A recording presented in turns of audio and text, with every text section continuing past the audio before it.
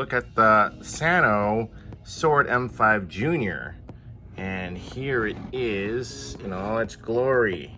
So let's take it out of its box here and let's plug it in and see what it does. Right, so let's take a look here at the Sanno Primary Computer. Notice on here, there's nothing sword on here. So Sanno was another brand. I thought it was at first Sanyo. These computers are not common anymore. And I had to find this on Yahoo Auctions Japan. Ended up paying 70 bucks for it. It was like 10,000 yen, which is like 70 bucks US. So, but the games are like this, and they have this indent like this so that it can go in properly, or some kind of like security mechanism, I guess. But that's how it goes in, and that's how you take them out. And then the backs of these, this is Galaxian or Galax. I guess they couldn't put the whole name, I guess, on this cartridge.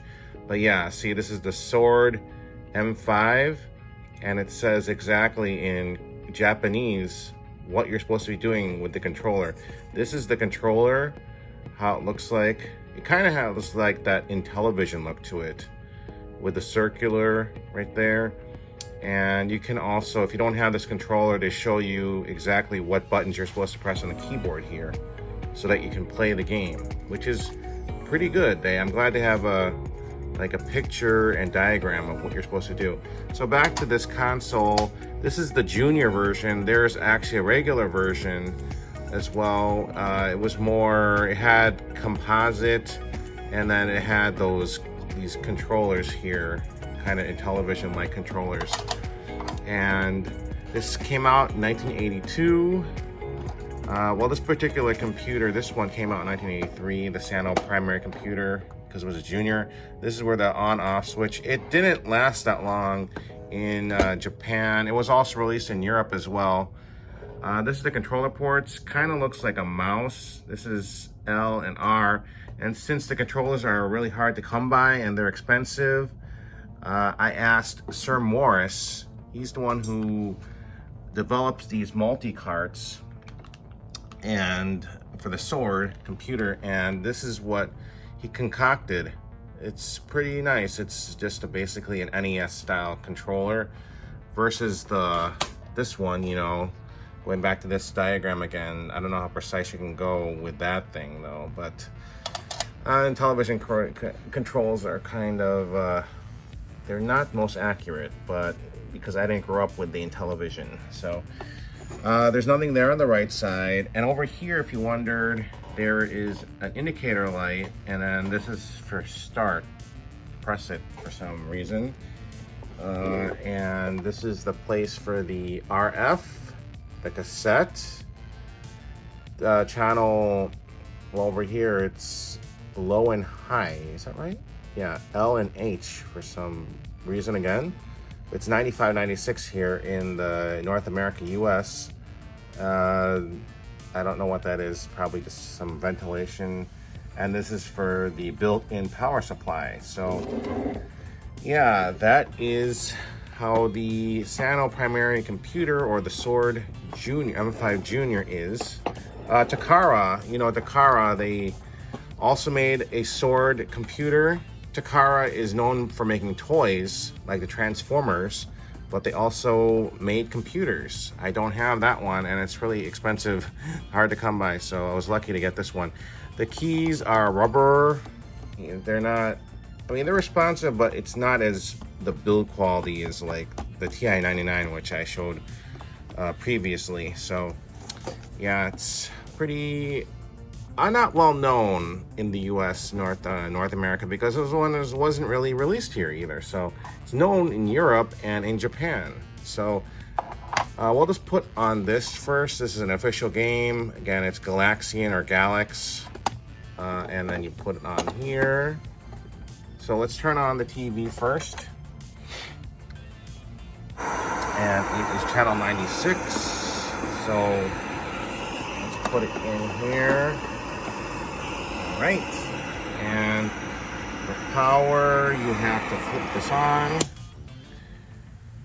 And there you go. There's Galax or Galaxian. So you have to press the 1 key for 1 player. And there it is. Stage 01. Oh, it's much easier to control with the NES style, but of course, one hand. But Galaxian is really fun here as well.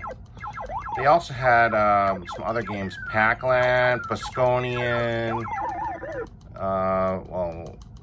and there's a lot of other games. I'll put it in the multi-cart, but I just wanted to show you about this Galaxian. It's just like any other Galaxian. So, come on. Oh, geez.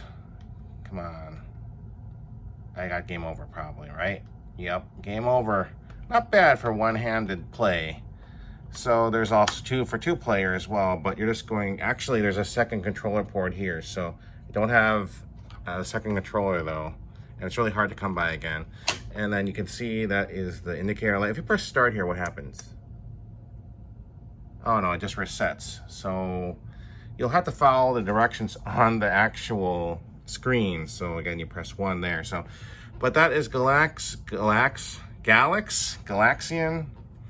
And let's turn it off and put Mr. Morris, or Sir Morris's keyboard. Pardon the snow, but then, yeah, this is his, and he's wants to keep the legacy of the Sword M5 alive. So put it in there, and there it is. See, Sir Morris 2022 is called the M5 Multi 2. And this has, let me see how many games. So we have to go right. So I guess there is, well, say 10, 20, 30, 40. So 40 games, because it goes back to this. So it has some good games. You know, Bosconian again, it's pretty cool. So I just gotta press 4 here, and then we'll get Bosconian by Namco. Namco and Konami supported this Sword M5 computer line really well. So press 1. Sound is pretty good. This has about the powerful MSX1. Sorry, with 2 hands would be better. But I'm gonna do gameplays of these great computers that have been lost through time. Like, again, never heard of this computer like a few years ago, but then I was searching for, you know, some obscure computers, Japanese computers, and this was one of them. And I like these old retro computers along with retro consoles. So, but didn't do too well with one hand. But that's Bosconian, Star Destroyer. I think I played this game before in one of those Namco collections. But that is Bosconian. So in order to go back, you had to press reset. Yeah, it goes back to Sir Morris's selection of games. You'll have to, he's based out of the UK, so you have to contact him somehow. I forgot what I think it was a website of his. And I had to ask, like, it was very hard to get a hold of this guy.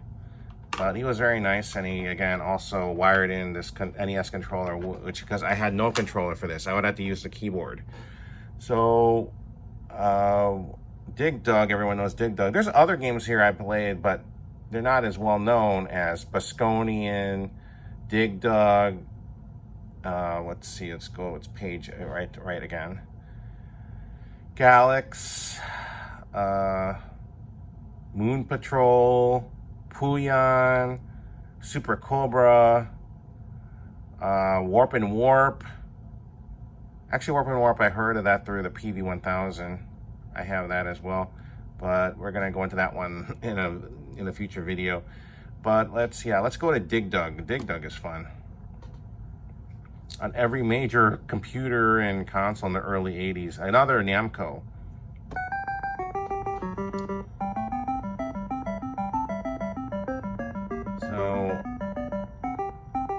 Yeah, the graphics are different compared to other versions. Oh, I could probably play this one one hand really well. Fine. Oh, no.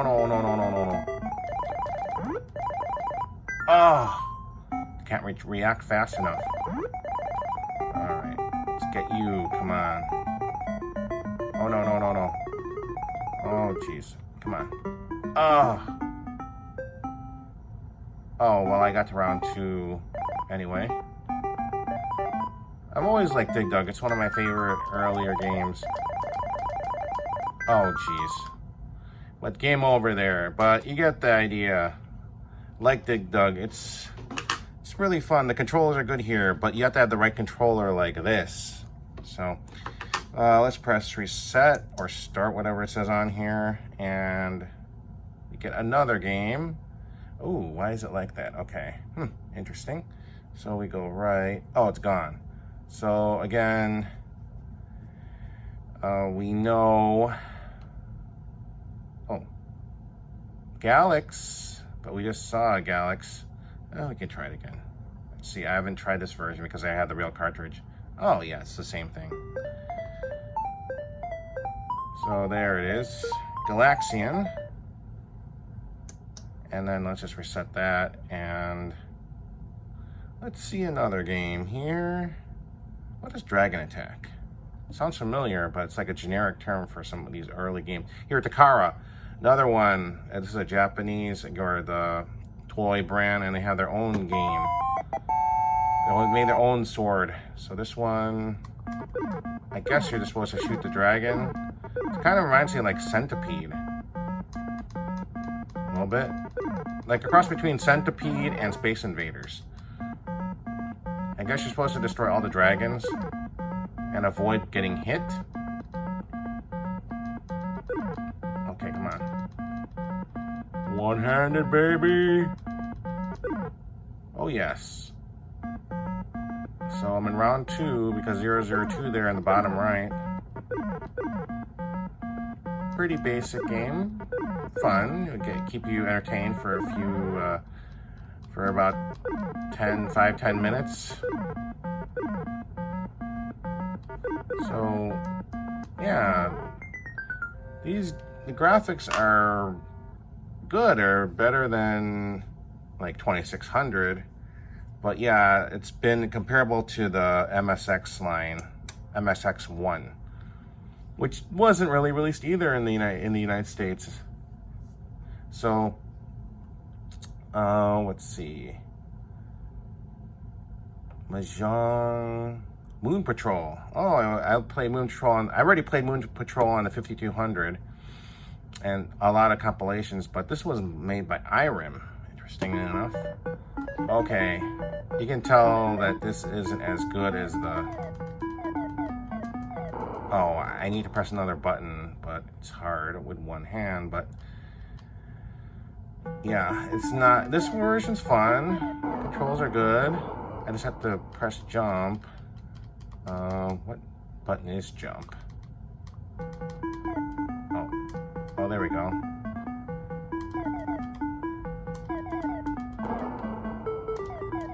But yeah, the 5200 version is actually better than this version, graphically.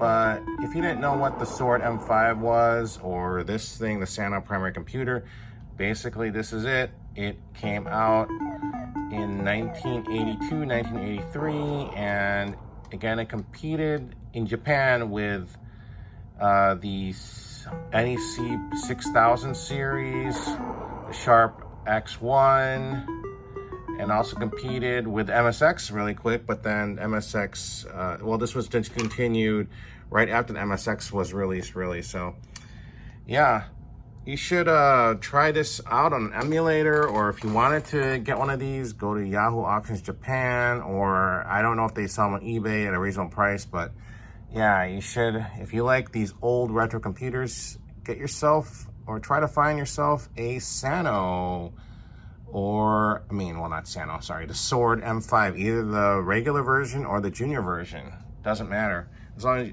they both play the same. Although that the regular version has composite, this one only has RF. But it still looks good, and you have to remember, you have to tune into channel 95, 96. So let's reset, and let's check out, oh, let's see here. Oh, Mappy. Remember Mappy? Mappy. See Mappy. Mappy's, there we go, Mappy by Namco.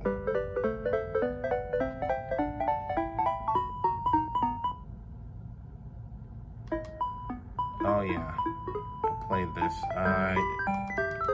Everything's impossible with just one hand.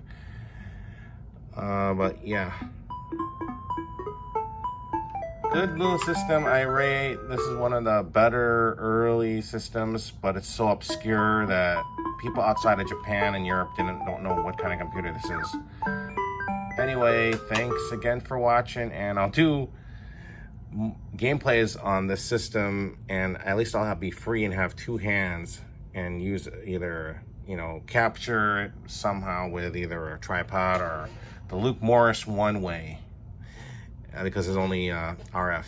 Anyway, thanks again for watching. Although I do have an RF to HDMI, I think, converter, but I'll have to check into that. It could be fussy. Anyway, thanks again for watching, and until the next video, going to probably having more computers, or maybe go back to consoles, because I'm still in the 80s for game consoles.